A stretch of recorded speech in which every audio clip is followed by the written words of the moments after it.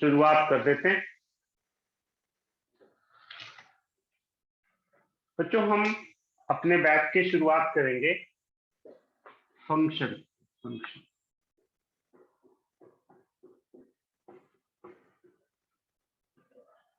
बच्चों फंक्शन एक ऐसा चैप्टर है जो अपने सिलेबस में तो बहुत थोड़ा सा भी है और बड़ा इतना कम है कि कई बार थोड़ा कंफ्यूजन तभी हो जाता है कि कौन सी चीज काम की है कौन सी नहीं है, कॉन्सेप्ट क्लियर नहीं हो पाता। इस तरीके से बोले ना मजा नहीं आता। लेकिन जब हम इसको कंपटीशन में करते हैं ना डिटेल में, तो एक तो वो सारे कॉन्सेप्ट क्लियर हो जाते हैं। दूसरा फायदा ये है बच्चों कैलकुलस पे जितने क्वेश्चन आएंगे उनमें कहीं ना कहीं जो बेस लेंगे वो ज्यादातर फंक्शन का बेस ही होता है। तो एक तो हमको इसलिए भी इसको डिटेल में करना होता है क्योंकि टोटल 25 क्वेश्चन मेंस में आते हैं। अगर इस 25 की बात करें तो इस 25 में 3 तो केवल फंक्शन थे। 3 out of 25 are from the same chapter. अब देखिए चैप्टर कैसे डिवाइडेड है एक एक करके। डोमेन एक टॉपिक है, रेंज, पीरियोडिक फंक्शन,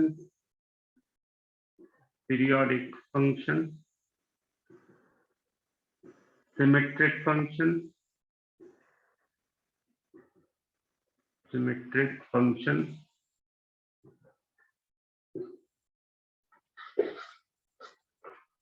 के बाद मैपिंग और स्टैंडर्ड रिलेशनल फंक्शन।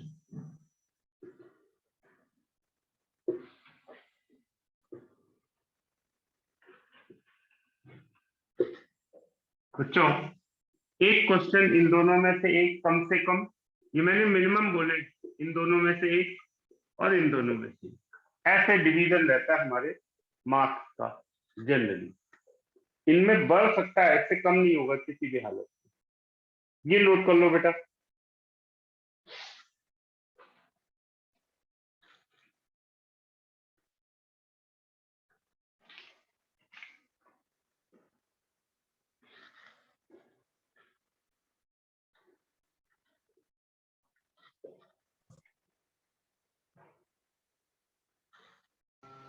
सर जो कल आपने होमवर्क भेजा था उसके आप बस वो आंसर्स भेज दोगे? मैं भेज दूंगा बेटा, भेज दूंगा। मैं सुबह भूल गया यार, आज भेज दूंगा बेटा, चिंता मत कर शाम को। बच्चों आज हम करेंगे पीरियोडिक फंक्शन। आज भी करेंगे और कल 10 to 11 होगी क्लास।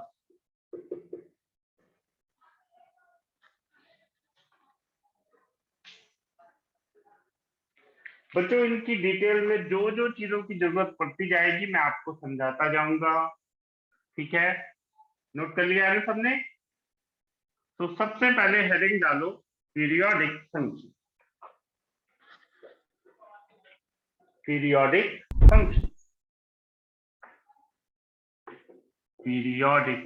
फंक्शन देखिए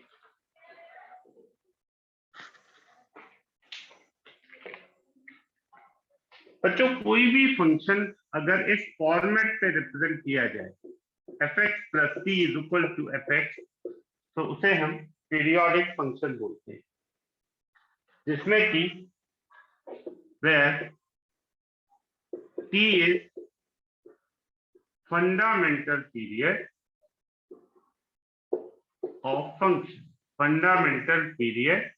of function।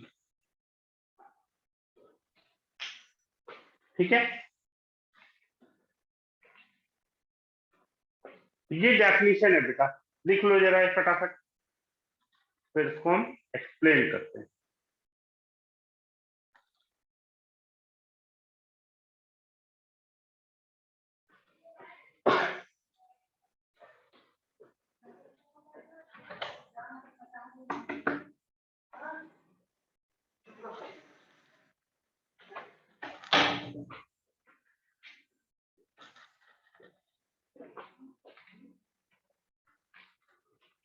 अब देखो बच्चों, ये तो भाई डेफिनेशन की बात।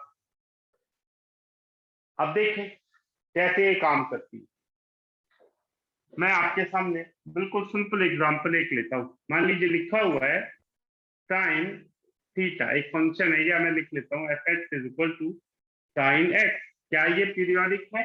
तो हम कैसे देखेंगे बेटा कि क्या ये किसी रेगुलर इंटरवल पे अपनी वैल्यू को रिपीट करती है? चलिए देखते हैं। मैं ASTC बना देता हूँ, अगर ग्राफ नहीं याद है तो ट्रिग्नोमेट्रिक में बहुत आसानी से बात समझ में आ जाती है। ध्यान से देखिए बच्चों, अगर मैं एक एंगल लूं 30 डिग्री, ध्यान से देखेंगे, या π/6, साइन π/6 की वैल्यू क्या होती है बेटा? 1/2। साइन π/6, ये देखिए फर्स्ट क्वाड्रेंट पे अगर मैं 2 पाई मूव कर जाऊं, फिर से पूरा रोटेशन ले लूं, यानी साइन 2 पाई प्लस π/6, तो हम सबको याद होगा ये क्या हो जाएगा? फर्स्ट क्वाड्रेंट यानी साइन π/6, यानी वैल्यू वही रही 1/2। अगर मैं अब ले लूं साइन 4 पाई प्लस π/6, तब भी यही आएगा। अगर मैं ले लूं साइन 6 पाई प्लस π/6, तब भी यही आएगा। इसका मतलब क्या हो गया बेटा कि एक रेगुलर इंटरवल 2 पाई के बाद ये वैल्यू रिपीट कर रही है, केवल π/6 में नहीं, कहीं भी। और हमें बात समझ में आसानी से आ जाएगी। मान लो मैंने ये एंगल ले लिया 30 डिग्री, तो हर 2 पाई के बाद यहीं पे वापस आ जाना है। तो इसका मतलब क्या हो गया कि हम इसे पीरियोडिक फंक्शन बोल सकते हैं, इसका फंडामेंटल पीरियड 2 पाई। बच्चों पीरियोडिक का मतलब है the function which repeats its value at regular interval. Function which repeats its value at regular interval are called periodic functions. लिख लो बच्चों, लिखे functions which repeat its value at regular interval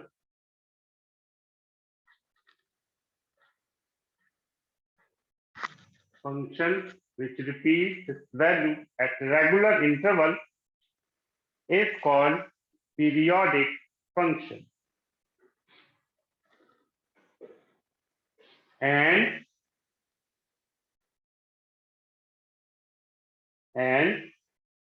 that regular interval is called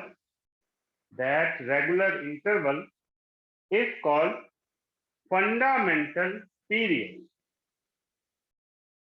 तो बच्चों ये example है, आप ये जरूर नोट कर लो। अभी हम इसकी डिटेल में आएंगे अभी थोड़ी देर प्रॉपर्टीज कराते हुए। आप अभी फिलहाल ये नोट कर लो।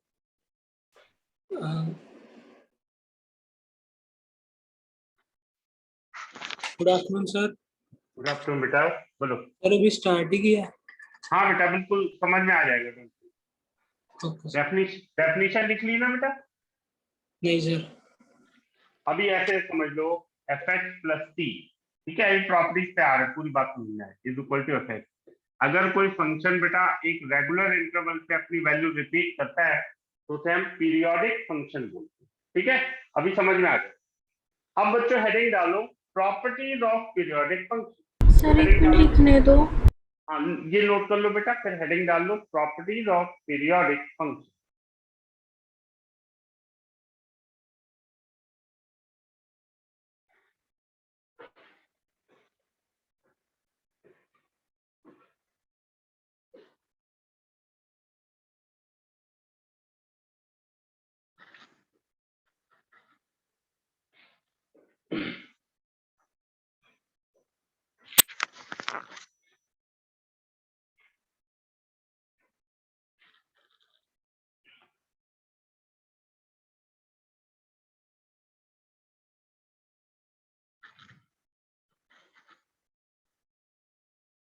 सर क्या हेडिंग डाल दी है?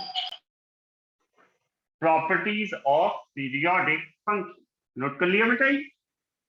Yes sir. Yes sir. तो अब बच्चों हमारी डेफिनेशन कहती है कि अगर कोई फंक्शन एक रेगुलर इंटरवल के बाद में अपनी वैल्यू रिपीट करता है तो उसे हम पीरियोडिक फंक्शन बोलते हैं। तो चलिए एक एक करके बातों को समझते हैं। मैंने क्या करा बच्चों, एक फंक्शन लिया f(x = x² + 2, एक दूसरा ले लिया सिंपली x⁴। बच्चों पहले फंक्शन पे ध्यान देना, अगर मैं f(-1) रखूं तो ये -1² + 2 यानी 3 हो जाएगा। 1 पे ये हो जाएगा 1² + 2 यानी 3। तो बच्चों ये -1 और 1 से रिपीट कर रही है वैल्यू, ये बात तो ठीक है, लेकिन क्या इस फंक्शन की वैल्यू और कहीं भी 3 आ सकती है? बोलो भाई। और कहीं तो रेगुलर इंटरवल पे नहीं आएगी अब कभी भी, बस यही एक सिंपल एक गैप आया। तो बच्चों ये रिपीट तो कर रहा है लेकिन रेगुलर इंटरवल नहीं, इसलिए ये कभी भी पीरियोडिक नहीं बोले।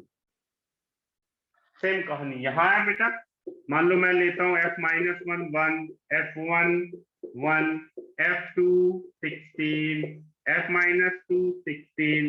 तो भाई रिपीट यहाँ पे कर रहा है, यहाँ पे कर रहा है, रेगुलर इंटरवल जैसी कोई चीज तो है नहीं कहीं, तो इसलिए हम इन्हें भी पीरियोडिक नहीं कहेंगे। आपको जो बात याद रखनी है बेटा वो क्या है कि जितने भी अलजेब्रिक पॉलिनोमियल फंक्शंस होते हैं वो नॉन पीरियोडिक होते हैं, वो कभी भी पीरियोडिक नहीं हो सकते। ठीक है, लिखो पहली प्रॉपर्टी, लिखे all algebraic functions are, all algebraic functions are always non periodic. और ये एग्जांपल लिख लो, यानी कोई भी पॉलिनोमियल फॉर्म पे एक्सप्रेशन अगर है और पॉलिनोमियल हो, सिंपल इक्वेशन हो, तो वो कभी भी पीरियोडिक नहीं होगा। और क्यों नहीं होगा आपको बात समझ में आ गई, नोट करिए।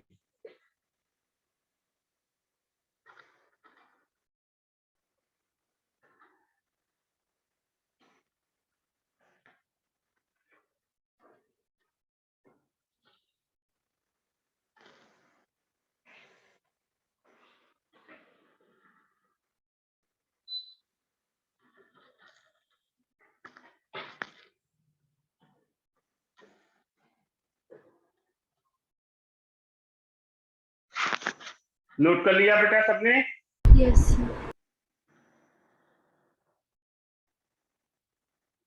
बच्चों अलजेब्रिक में एक फंक्शन ऐसा है जो पीरियोडिक बन जाता है, कौन सा फंक्शन है हम उसे देखते हैं ताकि ये बात हमको याद भी रहे।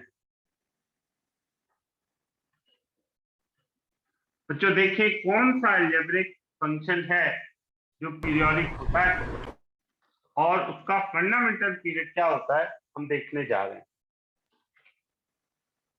बच्चों फंक्शन है fraction of x, fraction of x.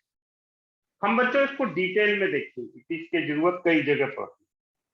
Fraction of x इसकी डिटेल समझेंगे, ठीक है, देखेंगे भाई फ्रैक्शन ऑफ एक्स का हम ग्राफ बनाना चाहते हैं ताकि बात हमको ढंग से समझ में आए। सब लोग ध्यान से सुने, फ्रैक्शन ऑफ एक्स की रफ इधर देखिए कैलकुलेशन। हम सब जानते हैं बेटा कि कोई भी रियल नंबर हो उसे हम ऐसे लिख सकते हैं integer of x plus fraction of x. याद है ना बेटा 11 की चीज कि कोई भी रियल नंबर हो उसको हम ऐसे लिख सकते हैं, जैसे मान लीजिए कोई नंबर लिखा 1.2, तो उसका ये इंटीजर पार्ट है, फ्रैक्शन पार्ट, यानी 1 + 0.2। फ्रैक्शन कैसा रहना चाहिए? फ्रैक्शन की खास बात होती है बेटा कि ये हमेशा 0 से 1 के बीच में, मतलब पॉजिटिव होना। तो चलिए देखिए, मान लीजिए लिखा है 1.1, तो ये हो गया 1 + 0.1। मतलब क्या हुआ अगर मैं सिंपली लिखूं, फ्रैक्शन ऑफ 1.1 कितना हो गया बेटा 0.1, फ्रैक्शन ऑफ 2.01 कितना हो गया 0.01, फ्रैक्शन ऑफ कोई भी इंटीजर क्या हो गया, ये 0 हो गया। फ्रैक्शन ऑफ कोई भी आप ले लो वैल्यू, मान लो रख लेते हैं हम 0.7, तो ये हो गया 0.7। फ्रैक्शन ऑफ 0.9, तो ये क्या हो गया 0.9। ये कैलकुलेशन समझ में आया बेटा सबको कि नहीं बताओ? जी सर। अब मैं नेगेटिव वाले और आपको बता देता हूँ। देखो मान लीजिए हमें फ्रैक्शन निकालना है -0.1 का, ध्यान से सुनना। तो एक तरीका तो ये है, मैं लिखूं 0 - 0.1, लेकिन फ्रैक्शन निगेटिव नहीं हो सकता, तो सही तरीका होगा -1 + 0.9। ये गलत तरीका है, ये सही तरीका है। ये बात समझ में आई? अब हम ग्राफ बनाते हैं, सब लोग ध्यान से सुनना। हम ग्राफ बनाने जा रहे हैं। 0 सर एक बार रिपीट कर दो सर, करना मैं नेट स्लो हो गया था।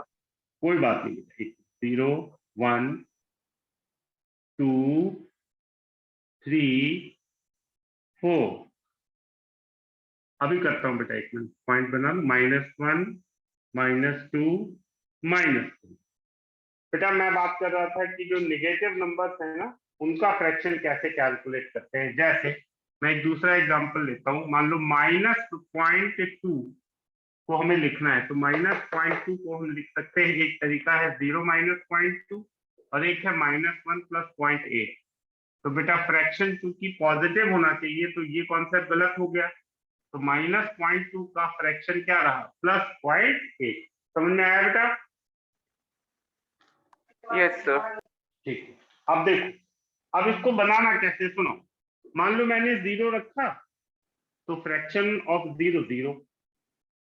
मैंने रखा 0.1, तो फ्रैक्शन ऑफ 0.1 0.1 0.2 0.2 0.9 0.9, ये ऐसे चलता चला जाएगा बेटा। जैसे ही 1 पे आया, तो 1 का इंटीजर 0, तो धड़ाम से ये 0 आ। फिर 1.1 का 0.1, 1.2 का 0.2, सब कुछ वैसे ही।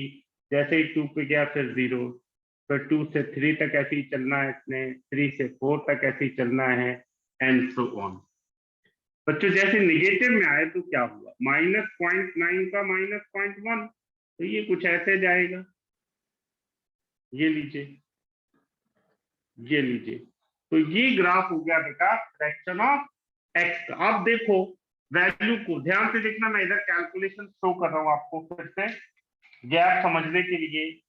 रेगुलर इंटरवल पे fraction of 0.1 0.1, fraction of 1.1 0.1, fraction of 2.1 0.1, fraction of 3.1 0.1। मतलब क्या हो गया कि एक एक का गैप है, यानी इसका रेगुलर इंटरवल है 1।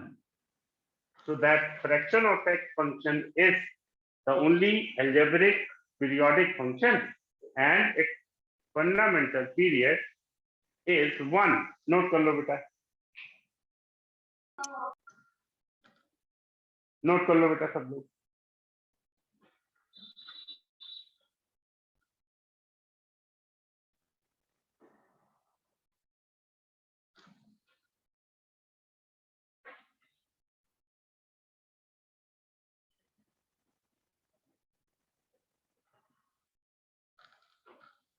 सर ये सेकंड प्रॉपर्टी है? हाँ बेटा सेकंड प्रॉपर्टी। सर ग्राफ एक बार दोबारा बता दो। बेटा ये लिखा हुआ है कैलकुलेशन, ठीक है। फ्रैक्शन ऑफ, जैसे हमने नंबर लिखा होता है ना बेटा, 11th में पढ़ा था हमने इंटीजर फंक्शन से पहले, कि हम किसी भी रियल नंबर को ऐसे लिख सकते हैं, ठीक है। तो 1.1 का बेटा फ्रैक्शन क्या हो गया, देखो इधर 2.2, 1.1 का 0.1, 1.3 का 0.3, ऐसे चलता है। ये कैलकुलेशन है, उसी को हमने ग्राफ पे प्लॉट।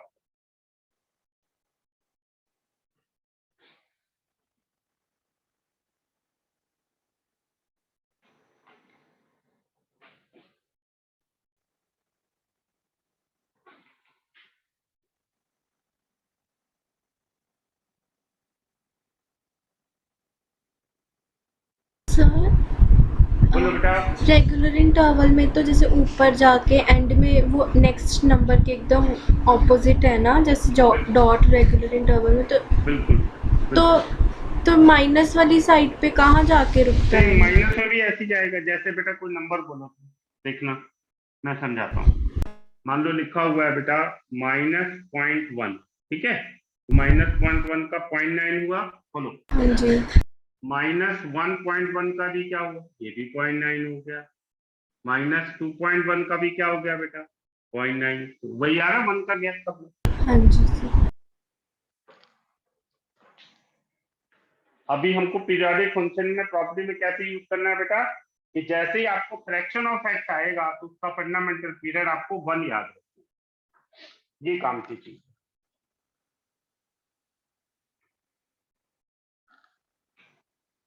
अब बच्चों हेडिंग डालो पीरियोडिक प्रॉपर्टीज, थर्ड प्रॉपर्टी है periodic properties of trigonometric function.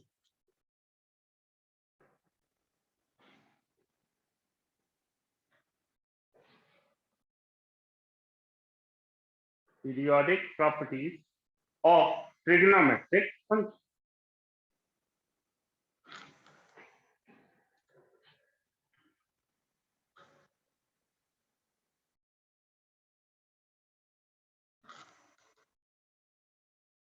सबको समझ में आ गया बेटा ये? Yes Sanat sir. Sanat clear हुआ बेटा? Yes sir. Hardik? Yes sir. Yes sir. ठीक है बेटा, क्लियर हो गया नहीं? Yes sir. रब कर दूं बच्चों? Yes sir.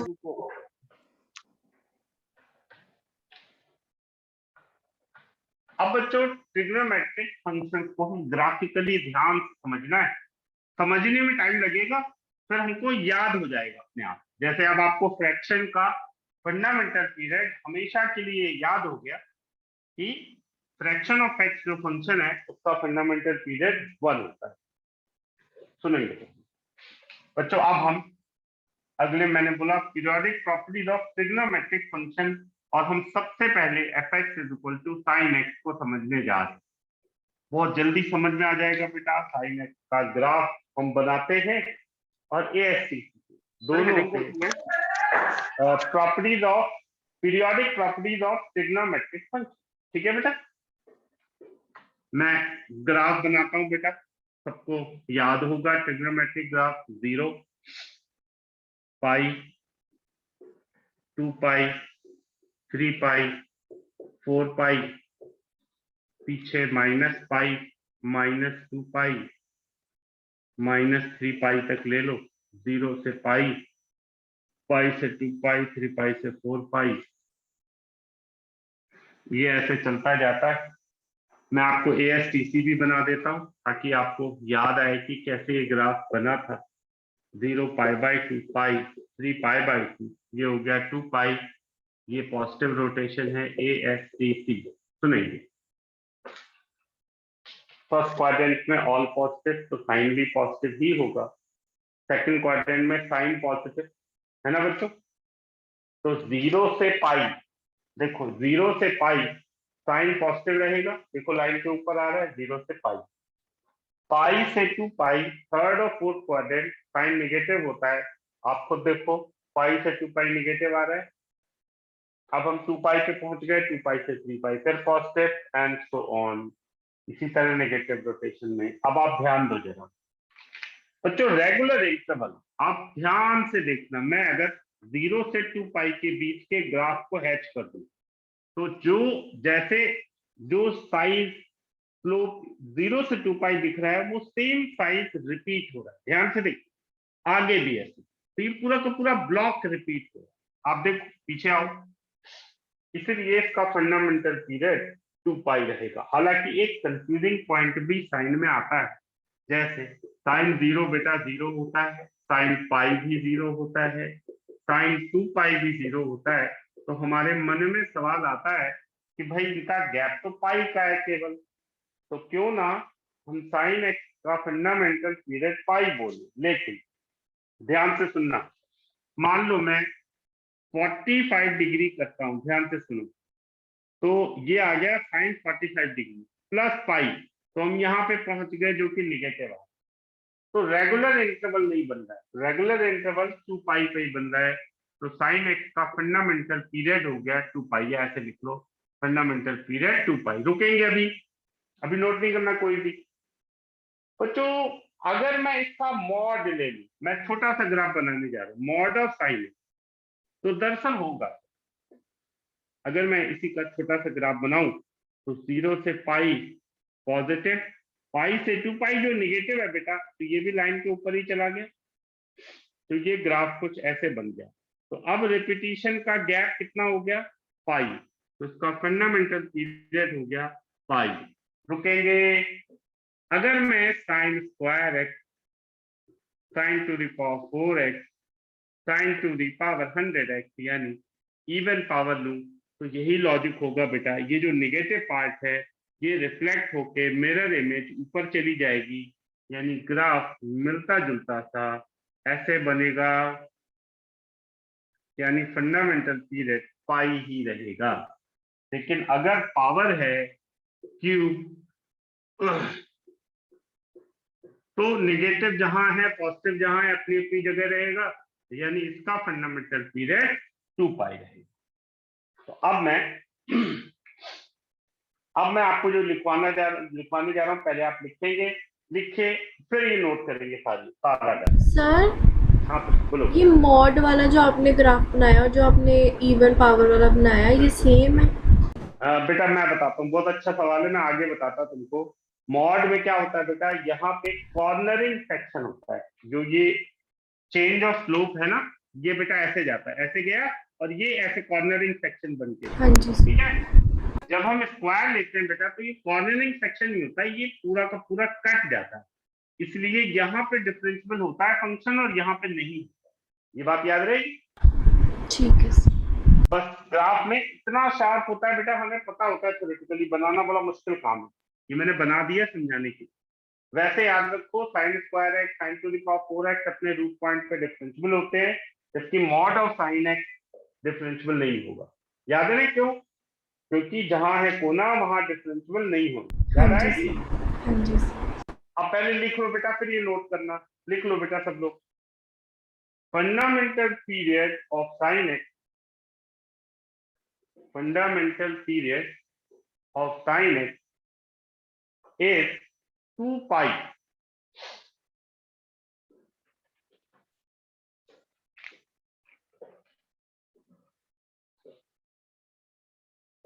sin to the power nx, ऐसे लिख लो, sin to the power nx will have its fundamental period as 2 pi if will have its fundamental period as 2 pi if n is odd integer, n is odd integer, n is odd integer, and it will be pi, it will be pi bracket में लिख लो half, पाई का मतलब है 2 पाई का half, ये बात ध्यान रखो, half, it will be pi bracket में लिख लो हाफ यानी 1/2 if n is even, n is even, ठीक है। आप ग्राफ जरूर बना लेना बेटा, क्योंकि जैसे मॉड है, तो मॉड की बात तुरंत आपको ग्राफिकली समझ में आ जाएगी, ये 0 से पाई जैसे ये गया तो ये रिपीटिशन 2 पाई की बजाय पाई का, ठीक है। अब नोट कर लो बाकी सारी। सर बोलो। एक और था, आपने यहाँ पे n इंटीजर बताया, तो जो पावर है वो नेगेटिव भी हो सकती है? बिल्कुल बिल्कुल नेगेटिव, इसीलिए मैंने बताया, ठीक है। अभी मैं आगे और बताऊंगा प्रॉपर्टीज, तो क्लियर भी होगा। जैसे बेटा जो प्रॉपर्टी साइन की होती है ना मेरे बच्चे, वही कॉजेज की भी होगी, अभी हम देखेंगे, ठीक है। Okay sir.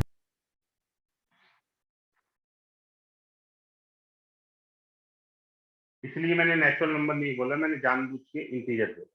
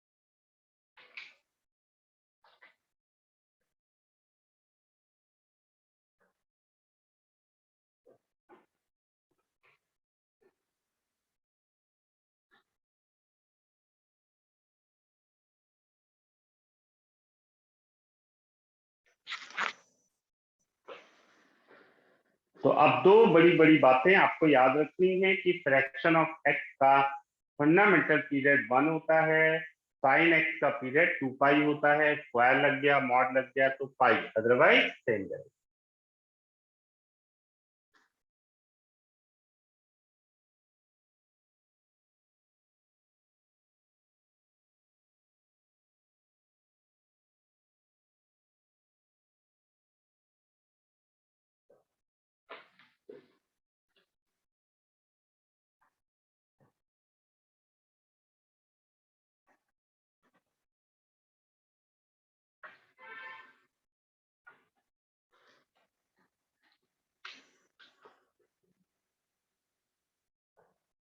बच्चों अगला फंक्शन है कॉस एक्स। आप देखें सब कुछ वही है, कुछ भी नया नहीं। जैसे साइन एक्स का सब कुछ होती है प्रॉपर्टीज वही कॉस एक्स की, केवल जीरोज वाले पॉइंट अलग हो जाते हैं। जैसे ये -π/2 से +π/2, +π/2 से सॉरी +π/2 3π/2, ऐसे मैं लिख दे रहा हूँ 0 पाई 2 पाई -π -2 पाई -3 पाई। आप ध्यान से देखो, आप कहीं से भी ले लो ऐसे गैप, ये भी 2 पाई का ही गैप हो रहा है, ठीक है। यहां से भी चेक कर लो, फर्स्ट और फोर्थ क्वाड्रेंट में कॉस पॉजिटिव होता है, आप 2 पाई के रिपीटिशन के बाद सेम वैल्यू पे वापस आ सकते हो। तो कॉस एक्स में भी सब कुछ वही, जो जो प्रॉपर्टी, इसमें भी मॉड लगाओगे बेटा ऐसे ही चला आएगा, हाफ हो जाना है, सब कुछ वही। मैं यहाँ पे केवल कॉस लिख देता हूँ साइन की जगह, बाकी सारी चीजें वही।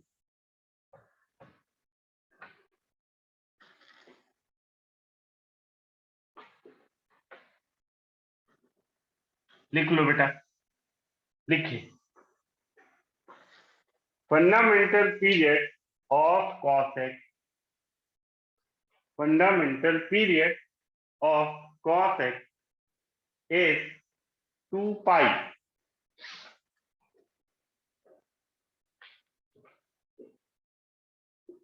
इसको भी वैसे लिख देता हूं, आगे लिखिए fundamental period of cos to the power nx will be 2 pi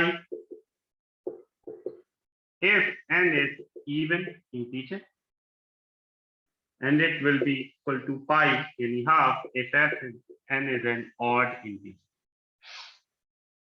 note कर लो बेटा, आज तक पूरा डायग्राम वगैरह सब कुछ बना लो। कॉस में कोई भी चेंज नहीं है, बिल्कुल एग्जैक्टली साइन जैसा है, तो जो कॉस की प्रॉपर्टी है वही सेक। तो बच्चों साइन पता चल गया हमको, कॉसेक पता चल गया, कॉस पता चल गया, सेक पता चल गया, अब बच रहा है टेन एंड कॉस।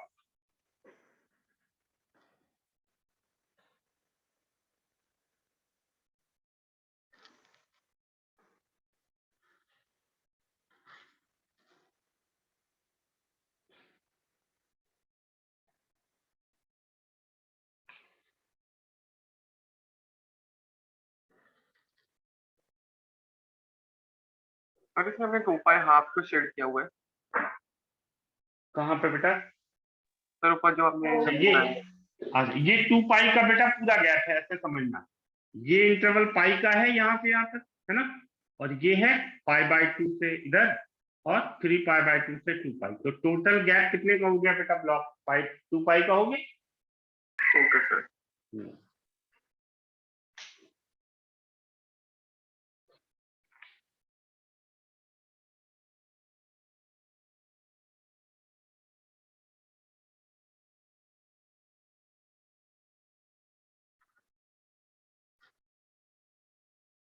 नोट कर लिया बेटा सबने?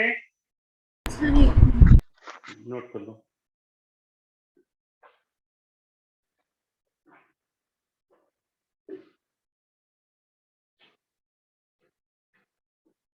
बच्चों जिन लोगों ने +1 में ट्रिग्नोमेट्रिक फंक्शंस के ग्राफ और इनइक्वालिटीज बिल्कुल भी नहीं पढ़े हैं, वो मुझे व्हाट्सएप कर देंगे, मैं वो वाली रिकॉर्डिंग आपको भेज दूंगा। जैसे हम cos x का ग्राफ है कैसे बनाते हैं, कन्वर्ट कैसे करते हैं, cos x अगर ग्रेटर देन 1/√2 है, -3π से +3π, तो कैसे करते हैं? ये हमने +1 में ट्रिग्नोमेट्री में करा।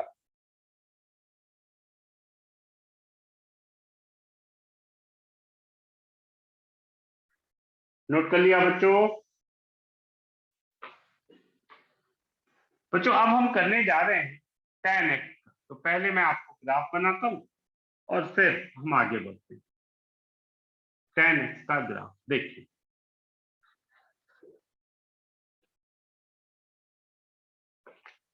fx is equal to tan।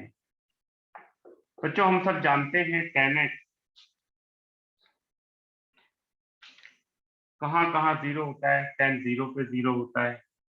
तो जैसे हम सबको याद होगा ग्राफ बनाने का तरीका, कि जहां 0 आ रहा है वहां डार्क लाइन, जहां इंफिनिटी आता है वहां डॉटेड लाइन। तो π/2 पे इंफिनिटी आना है, -π/2 पे इंफिनिटी आना है, पाई पे 0 आना है, -π पे 0, एंड सो ऑन। ऐसे चलता रहेगा। मैं जानबूझ के बड़ा ग्राफ आपको एक बार बना देता हूँ ताकि ये याद रहे। लो मान लो ये 0 है, ये π/2, ये पाई, 3π/2, 2π, पीछे -π/2 -पाई, -3π/2 -2π। सुनो भाई, 0 से π/2 हम सब जानते हैं, tan 0 0, tan 45 1, tan π/2 इंफिनिटी। इसी तरह नीचे साइड में 0 से -π/2, फोर्थ क्वाड्रेंट नेगेटिव, फिर पाई से 3π/2। ये टच नहीं करना है कभी इसको, ये ऐसे जाएगा। इंफिनिटी का मतलब है टच नहीं करना। ये 2π से आगे जाना है, क्योंकि उधर मैंने बनाया नहीं इसलिए मैंने ऐसे लिख दिया। -π/2 से ये देखो भाई, ये ग्राफ है tan x का। सब लोग सुनना जरा, आप ध्यान से देख रहे हो बेटा। -π/2 से +π/2 के बीच में जो शेप है वही रिपीट हो रहा है सब। तो गैप कितने का हुआ? पाई का। ठीक है। और वैसे भी जरा सुनते हैं एसटीसी के हिसाब से भी, tan 45 डिग्री है, 180 + 45 थर्ड क्वाड्रेंट पॉजिटिव रहेगा, 360 + 45 पॉजिटिव रहेगा, 180 का और आ गया, फिर 180। तो एएसटीसी के लॉजिक के हिसाब से भी ये देखो, एएसटी 10 यहाँ है तो फर्स्ट क्वाड्रेंट पॉजिटिव, 180 घुमाया यहाँ पहुंचे, 180 घुमाया फिर यहाँ पहुंचे, तो दरअसल ये 180 का गैप आ रहा है। यानी हम क्या बोलेंगे, अभी नोट नहीं करना कोई, फंडामेंटल पीरियड इज 5। पहली चीज। अब सुनो, अगर बेटा मैं मॉड ऑफ 10x, तो होगा क्या? सुनना, ये लाइन ऊपर चली जाएगी तो गैप तो वही रहेगा, गैप पे तो कोई फर्क नहीं पड़ा। इसका मतलब मॉड लेने के बाद भी इसके फंडामेंटल पीरियड में कोई फर्क नहीं पड़ेगा, यानी पावर में भी कोई फर्क नहीं पड़ेगा। 10⁻⁷ एंड इवन हो या ऑड, फंडामेंटल पीरियड पाई रहता है।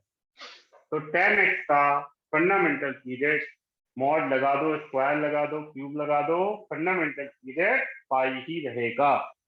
लिख लो बेटा, पहले से ये नोट कर लो। देखिए, fundamental period of tan x, fundamental period of tan x is always pi। ठीक है, और सारी चीजें जो लिखी हैं नोट करो।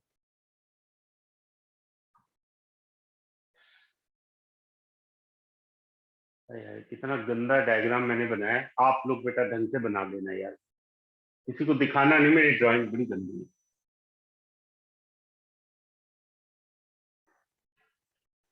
बताओ, कोई कहेगा देख के, मैं आईआईटी कानपुर का इंजीनियरिंग ड्राइंग का पेपर सेटर रह चुका हूँ।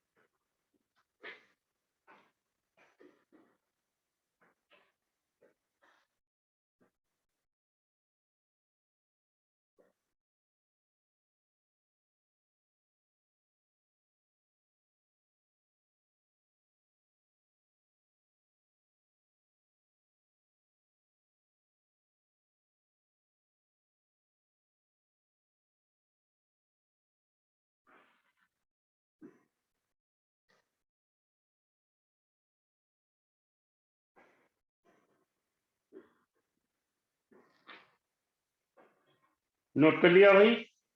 Yes sir. सबने नोट कर लिया बच्चों? Tushar yes sir. नोट कर लिया? Yes sir. ठीक है। शिशिर ठीक है।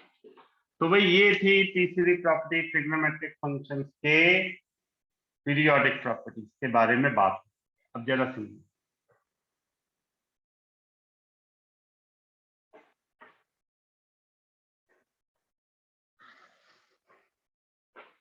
अब बच्चों आगे बढ़ते हैं, जब हमने ये कर लिया।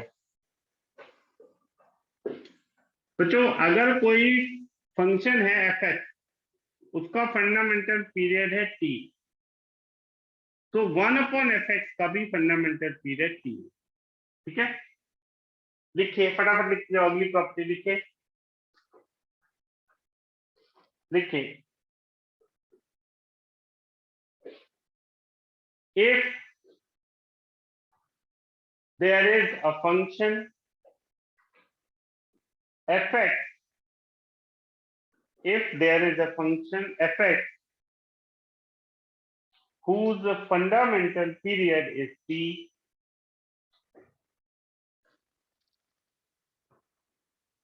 then fundamental period of 1/f(x) will also be t। बच्चों इसका मतलब क्या हो गया? साइन एक्स का पीरियड होता है 2 पाई, तो कॉसेक एक्स का भी क्या हुआ बेटा? 2 पाई।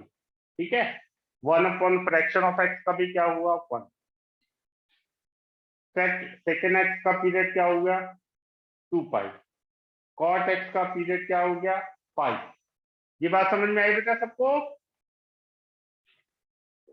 सर एक बार ये बताना दोबारा।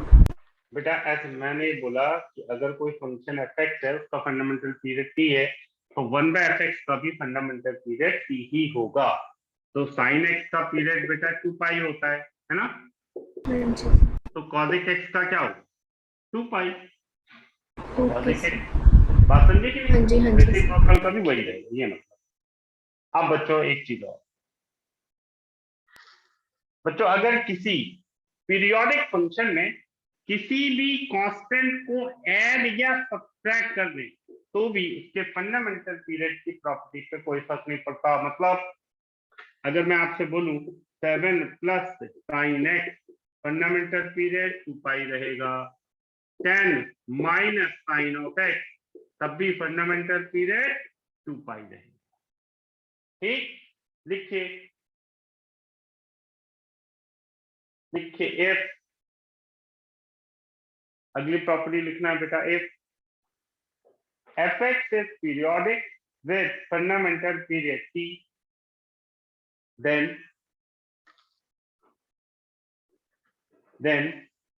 c plus minus f(x), c plus minus f(x), Sir, can you repeat? if f(x) is periodic with fundamental period t, then c plus minus f(x) will also be periodic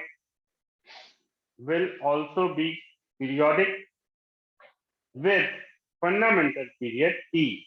याद रहेगा बेटा? फटाफट नोट करो जल्दी से, ये एग्जांपल नोट कर लो।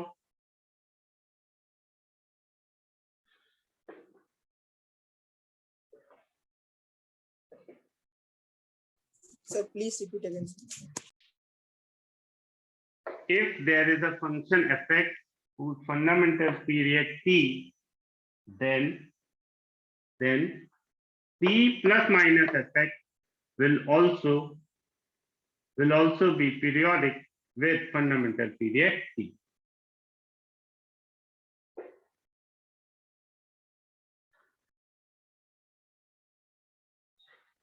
बच्चों बिल्कुल ऐसे ही अगर मैं किसी कांस्टेंट से मल्टीप्लाई कर दूं, डिवाइड कर दूं या एक्सपोनेंट ले लूं, इन केसेस में भी फंडामेंटल पीरियड में कोई फर्क नहीं पड़ता।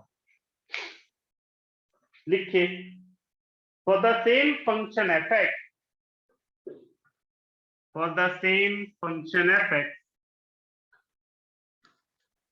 for the same function f(x), a function formed by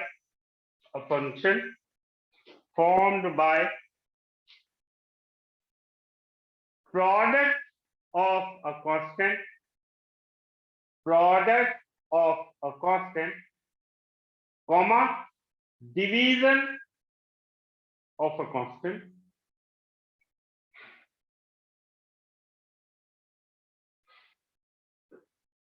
comma, exponential of a constant, product of a constant, comma, division of a constant, comma, exponential of constant, will also be periodic,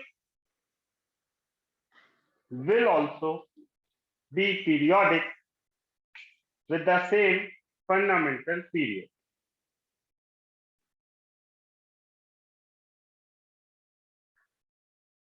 बच्चों fx plus c कर दे तब भी वही रहे,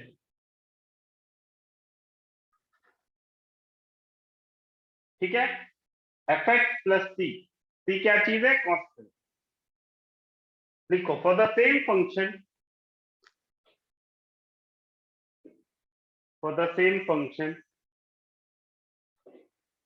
a function in the form of fx plus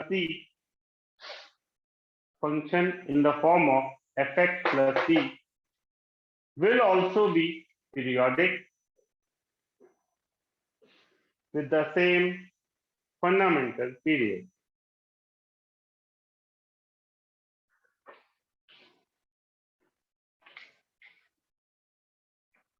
बच्चों फर्क केवल यहां पड़ेगा, अगर फंक्शन हो गया एफ लैम्डा है, ध्यान से सुनना, अगर वेरिएबल में कोई चीज मल्टीप्लाई हो गई तो फंडामेंटल पीरियड हो जाता है टी अपॉन लैम्डा। लिख लो आगे, for the same function F x,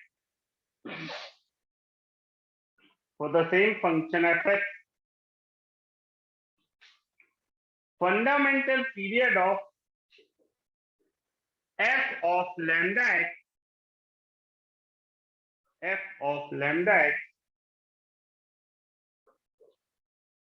will be t upon lambda,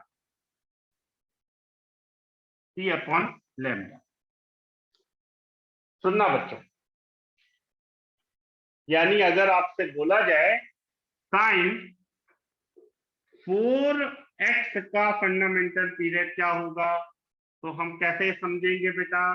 sign का पीरियड क्या होता है? 2 पाई अपॉन लैम्डा की जगह हो गया 4, यानी आंसर आ गया π/2। बात समझ में आ रही है बेटा सबको? पर सर 4 हमने वेरिएबल क्यों लिया, 4 कांस्टेंट क्यों नहीं लिया? बेटा कांस्टेंट 4 है ना, x थोड़ी ना कांस्टेंट, लैम्डा की जगह 4 है खाली, ठीक है। जैसे मॉड ऑफ साइन 5x है, मॉड ऑफ साइन x का पीरियड क्या होता है बेटा? पाई, हो गया π/5। समझ में आ गई बात सबको? दोनों एग्जांपल नोट कर लो, फिर इसकी प्रैक्टिस करते हैं।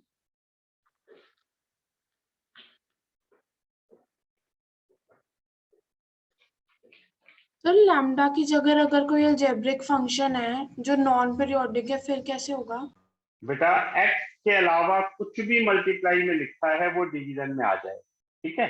जैसे मान लो लिखा है, मैं लिखता हूँ 10 7πx, तो कितना हो जाएगा बेटा? बता नहीं रहे कितना? 10 का होता है पाई अपॉन 7 पाई, आंसर आ गया 1/4। समझ में आ गई ना? Yes sir. तो सिंपल सी बात याद रखना, x के मल्टीपल में जो भी है वो डिवीजन में आ जाए, ठीक है।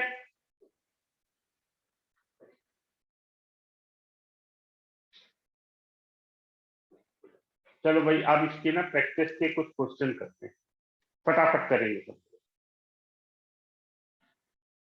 Find fundamental period of following function. पहला है fx is equal to mod of sine 7x, दूसरा है fx is equal to tan square 4x, तीसरा है fx is equal to mod of cosec of 5 of x. लो भाई ये तीनों का कर डालो, फंडामेंटल पीरियड निकालो बेटा।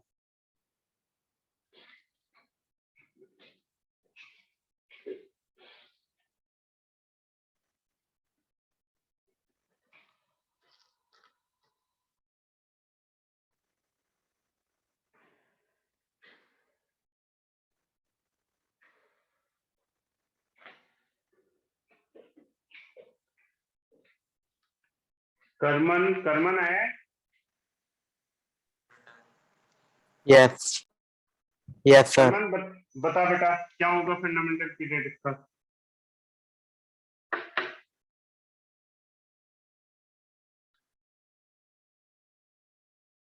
शुभी बता बेटा। 5/7। बिल्कुल ठीक, मॉड लग गया करमन तो पीरियड क्या हो गया बेटा पाई, और x का मल्टीपल 7 है तो आंसर आ गया 5/7। समझ में आ गया बेटा सबको? Yes sir. तुषार बोलो बेटा क्या होगा अगले क्वेश्चन का फंडामेंटल पीरियड। जशन तुम बोलो।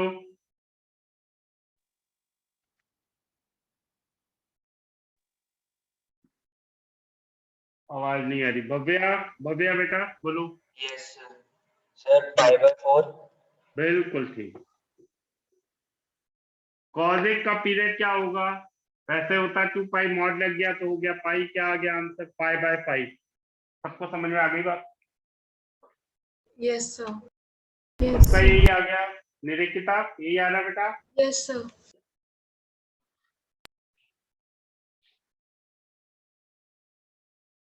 हार्दिक यही आ रहा बेटा?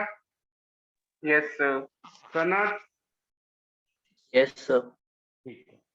तो अब आगे बढ़ते हैं बेटा। अब जरा देखते हैं कि भाई एक ट्रिग्नोमेट्रिक फंक्शन है तब तक तो बात बन जाएगी, लेकिन अगर देखो मान लो आपको दिया है ऐसे,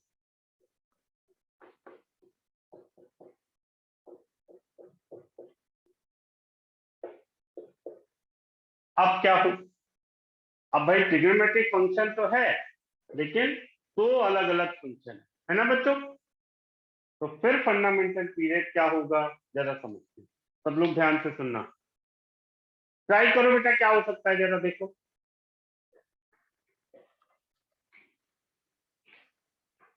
बोलो भाई कोई बता सकता है? Sir, 5/3. 5/3. चल मैं आपको ना प्रॉपर तरीका बता देता हूँ, वो याद रखो, फालतू हम टाइम नहीं वेस्ट करेंगे।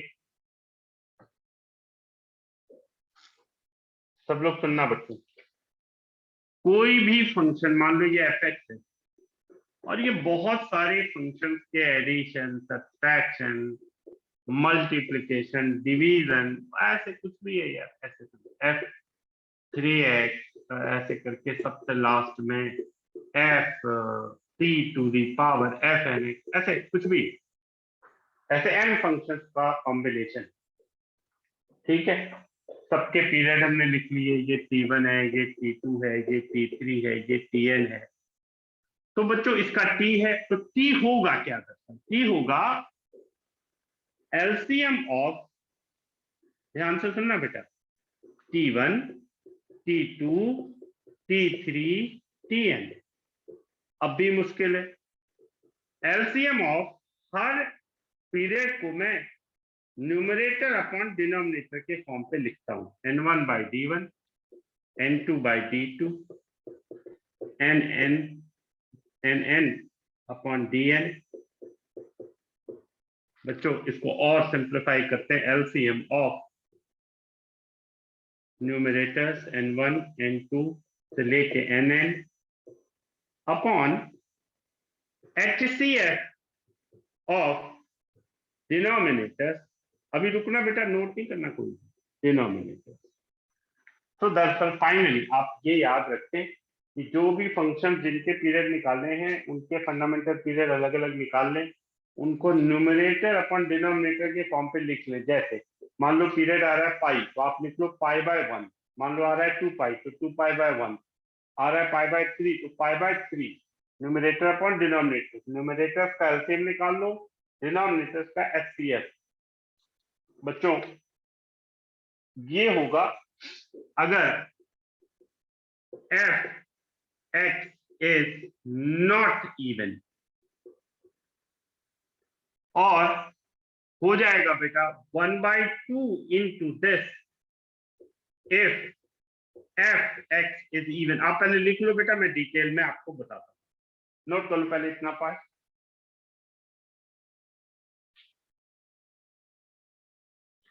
पहले ऐसा लिख लो बेटा, फिर मैं आपको करके बताता हूँ।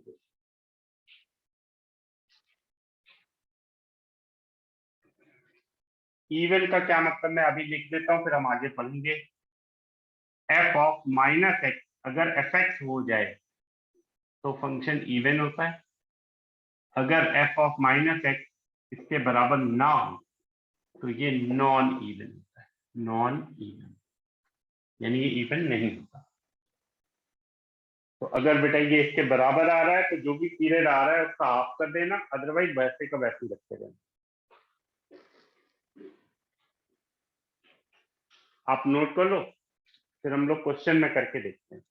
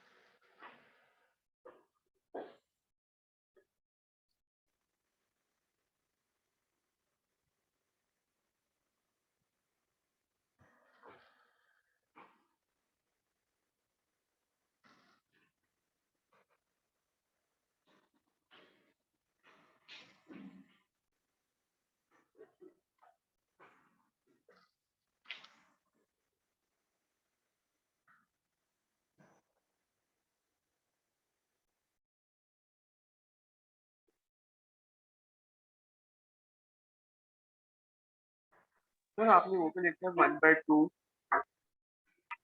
जब भी बेटा फंक्शन इवन हो जाएगा ना, मतलब ये पहली प्रॉपर्टी, तो जो भी वैल्यू आएगी एलसीएम और एचसीएफ उसका हाफ कर देंगे।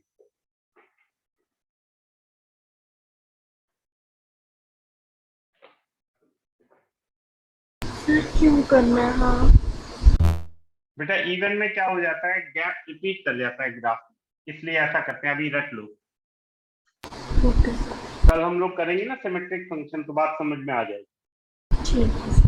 अभी ऐसे ये फॉर्मूला याद रख लो, अगर ये फैक्टराइज कर रहा है तो हाफ कर देना, नहीं कर रहा तो सीधे जो है वही रखना। कैसे बेटा सुनना, ये क्वेश्चन है। अब इसका पीरियड क्या होगा, 2π/2, इसका हो गया 2π/3। ठीक है, अब सुनो, इनका फंडामेंटल पीरियड निकालना है। फंक्शन इवन नहीं है, रख के देखो, ये माइनस आएगा ये प्लस, तो भाई एलसीएम देखो भाई, एलसीएम ऑफ 2π, और नीचे HCF ऑफ 2 and 3। सुनते जाएंगे बेटा, 2π और 2π का एलसीएम 2π, 2 और 3 का HCF क्या होगा 1, तो पीरियड कितना हो गया 2π। समझ में आ गई बात?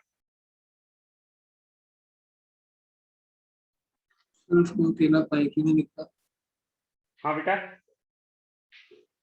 सर साइन एक्स को नीचे अकेला पाई क्यों नहीं लिखा? 2π/2 करके लिखा। हमें बेटा n1/d1 की जो फॉर्म होती है ना, बेसिक फॉर्म, उसी में लिखना होता, और कोई बात नहीं। वैसे ही तुम लिख दो तब भी यही आएगा यार, देखना। ये हो गया 2π/2, तो हो गया π/1 और 2π/3। तो पाई और 2π का एलसीएम क्या हुआ बेटा, बोलो? ठीक है, यस सर। और 1 और 3 का एलसीएम भी वही हो गया।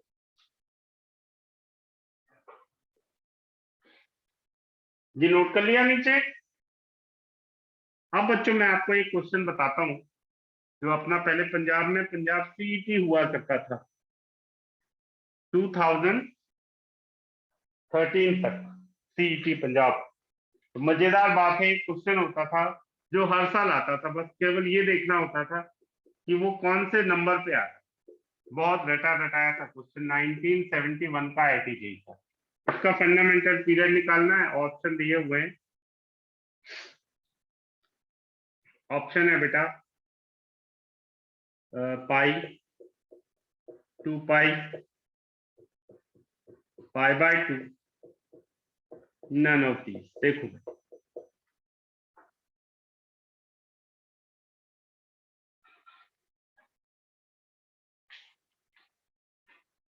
जो बच्चा ये क्वेश्चन नहीं कर पाता तो उसके घर में मैसेज आते थे, चिट्ठी लिख के आती थी, सेम सेम। ये इतना कॉमन क्वेश्चन था। बताओ भाई।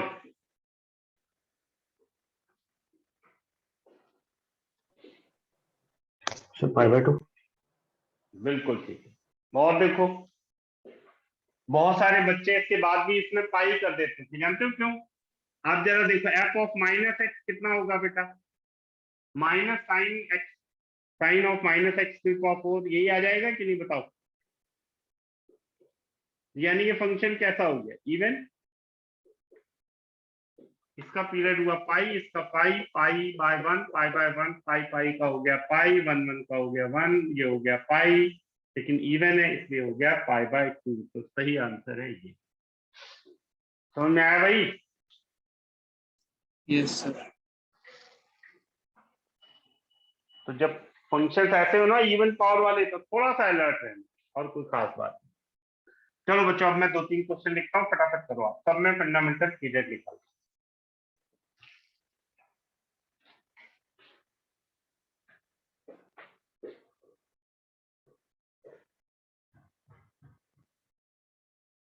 cos 2x plus mod of tan 3a। एक क्वेश्चन ये कर लो, एक कर लो बेटा fx is equal to tan to the power sin 2x minus mod of tan 2x। और एक कर लो इधर third, tan to the power x minus fraction of x plus cos pi x plus cos 2 pi x plus cos 3 pi। ये है third question. लो भाई फटाफट कर डालो जल्दी।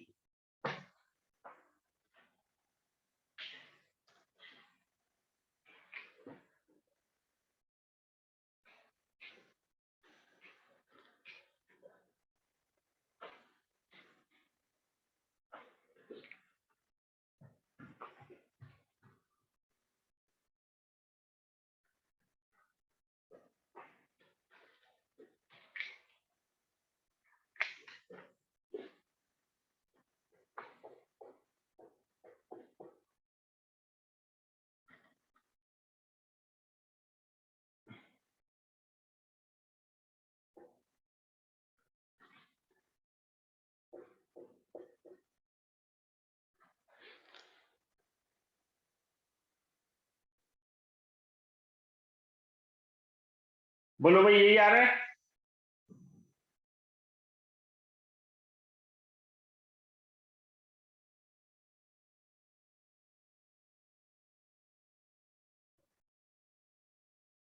सब लोग देखो बेटा, पहले का यही आ रहा है?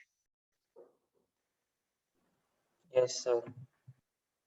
इवन फंक्शन है, दिख रहा है कि ऑफ कर देंगे उसे?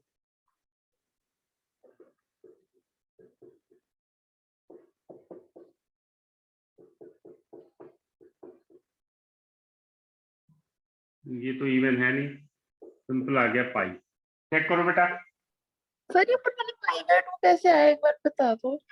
बेटा ये हो गया 2 पाई बाय 2 यानी पाई बाय 1। देखो इधर, ये हो गया पाई बाय 3। पाई और पाई का एलसीएम क्या हुआ बेटा? बोलो। पाई 1 और 3 का HCF क्या हुआ? 1। तो हो गया पाई। फंक्शन इवन है तो पाई बाय 2। ठीक है Siya? Okay okay.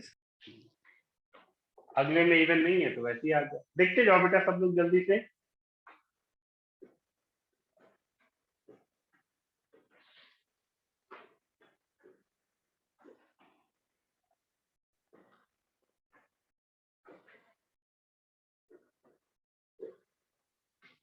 x minus integer of x क्या होता है बेटा? Fraction of x। याद आया कि नहीं? इसका पीरियड हो गया 1, इसका हो गया 2 पाई बाय पाई, इसका हो गया 2 पाई बाय पाई, इसका हो गया 2 पाई बाय 2 पाई, इसका हो गया 2 पाई बाय 3 पाई, यानी 1 बाय 1, 2 बाय 1, 1 बाय 1 और 2 बाय 3। तो 2 1 इसका हो गया 2 और नीचे हो गया 1, तो ये हो गया फंडामेंटल पीरियड 2। यही आ रहा है बेटा, देखो। सर ये थर्ड वाले में सारे रेज टू पावर में थे एडिशन में? हाँ बेटा, सारे सारे 10 की पावर में। सब लोग देखो बेटा, यही आ रहा है कि नहीं? सर बोलो। सर फर्स्ट वाले में मैंने 2 पाई बाय 2 करके जब लिया तो ऊपर एलसीएम आ गया 2 पाई। बेटा जब भी फ्रैक्शन ऐसे केसेस होते हैं ना, तो वैसे भी याद रखो कि कई केसेस में फर्क नहीं पड़ता होता, लेकिन हमें सिंप्लीफाइड कर लेना चाहिए। जैसे मान लो इसी को लिख लेते हैं बेटा 4 पाई अपॉन 4, है ना? तो चेंज हो जाती है वैल्यू के लिए, बताओ। Yes sir. इसलिए हमें सिंप्लीफाई करके लिखना होता है ऐसे, इसलिए बोलते हैं हमेशा स्मॉलेस्ट फ्रैक्शन। सर फर्स्ट वाला इवन कैसे आ रहा है? बेटा x की जगह -x रखो, इसमें सेम फंक्शन आ रहा है कि नहीं? रख के देखो। cos ऑफ माइनस थीटा क्या होता है? cos theta. tan of minus theta minus tan theta, लेकिन मॉड लग गया तो वही चीज आ गई कि नहीं? Yes sir, okay sir. और कोई डाउट बेटा किसी को? सुनो भाई, नोट कर लिया इधर? अब भाई ये क्वेश्चन टॉफी वाला है यार, जो बताएगा उसे टॉफी मिलेगी। देखो, fx is equal to sine 3 pi x plus cos 4x। लो बेटा, इसको लगा डाला, लाइक जिंगा डाला, जल्दी से बताओ।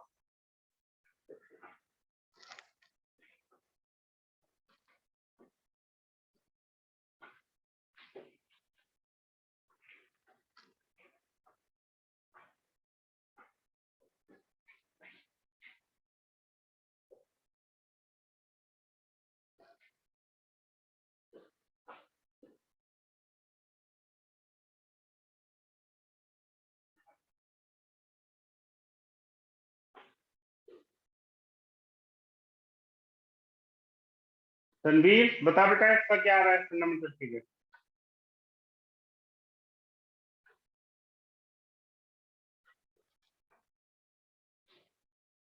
सर 2 पाई। सब लोग देखना बेटा, सर 2 पाई आ रहा। 2 पाई अपॉन 3 पाई, और ये हो गया 2 पाई अपॉन 4, ये हो गया बेटा 2 बाई 3, ये हो गया पाई बाई 2। ऐसे ही आ रहा है बेटा, बताओ। Yes sir. अब सुनो, जो बात याद रखनी है, जो मैं जिस लिए मैंने बोला ये इंपॉर्टेंट क्वेश्चन है, वो क्या है? मैं एलसीएम लेता हूँ बेटा 2 और 4 का, 2 और पाई का। बच्चों पाई एक रैशनल नंबर है और 2 एक रैशनल नंबर है। एक चीज अब हमेशा के लिए याद रख लो कि कभी भी एक रैशनल और एक इरैशनल का एलसीएम नहीं लिया जा सकता। ये बात याद रहेगी? बोलो भाई, ये पॉइंट याद रहेगा बेटा सबको? Yes sir. ये 2 है, ये 3.14 समथिंग चलता जा रहा है, तो कभी कॉमन तो आएगा ही नहीं किसी हालत में। तो हमको याद रखना है इसका एलसीएम पॉसिबल नहीं है। मतलब क्या हो गया कि अगर एक का फंडामेंटल पीरियड रैशनल है, एक का इरैशनल है, तो ये दरअसल कैसा है? ये नॉन पीरियोडिक फंक्शन है। याद रहेगी बात? यानी ये पीरियोडिक नहीं है। बोलो बच्चों, याद रहेगा सबको? Yes sir. ठीक, नोट कर लो बेटा इसके एक्सप्लेनेशन को।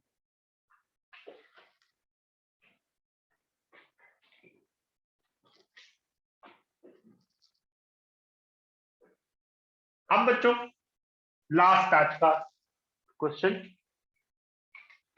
आपको एक फंक्शनल स्टेटमेंट दिया है f(r)(r), यानी फंक्शन का डोमेन ऑल रियल है और डोमेन भी, और आपको बोला गया है find fundamental period of the function represented by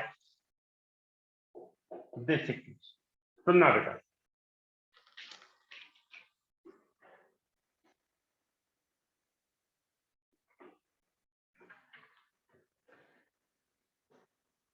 जब भी आपको ऐसे क्वेश्चन आएंगे ना, ये मैं आपको करके बता देता हूँ, अपने आप थोड़ा सा टाइम लगेगा आपको।